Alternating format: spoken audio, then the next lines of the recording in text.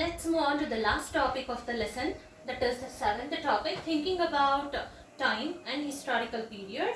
Here, what do we think? That we may think that historians means we may think that time is just a passing period, but historians doesn't believe that time is just for passing hours. It reflects changes, that changing of time. It also reflects on changes in social and economic organization, and even in transforming the ideas from one to another, and even the beliefs from one part to another part. So the study of time is made easier by dividing the past into a large segment and period. Here we study history by two divisions, mainly by divided based on different historians. One is by the British historians, and the other one is which was studied by the Indian historians.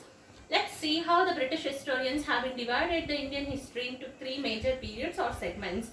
The first is, here is, as according to the British historians, they have divided the past of history or the Indian history as Hindu, Muslim and the British.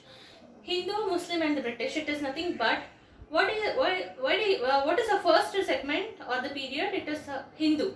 It means the ruling period of Hindus in India or Hindustan is created or considered as one segment, and the ruling period wherein the Muslims, they came to India, they arrived India and they started conquering many places and started ruling by having their own empires and kingdoms or ruling dynasties. That is called as the ruling period of Muslim.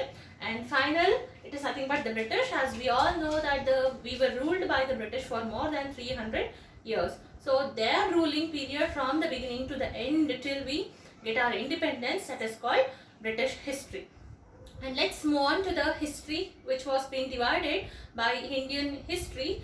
We are studying our history based on three periods. One is the early, the other one is the medieval, and third one is the modern. Early means we learn about the past, that is early humans, and that is one complete period up to 7th century.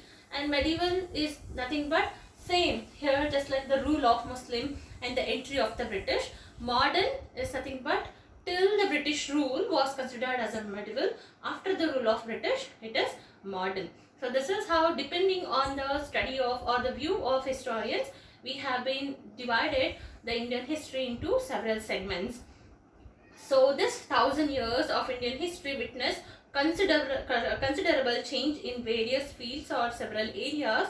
Firstly, it is the century or the year between 16th century and 17th century is quite different compared to the age of 8th to 11th century. It means the changes, it may be the technical change, it may be the inventions or innovations or the developments which took place.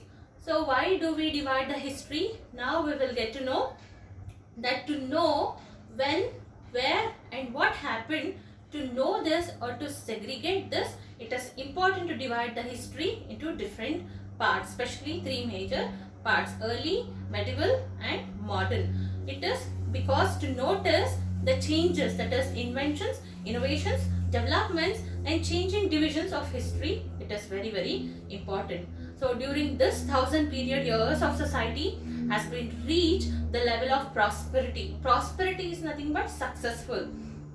Within the gap of this 1000 years, the Indian history or the Indian subcontinent have reached the level of prosperity, and attracted many foreigners of different society or different purpose from different countries. Thank you, children.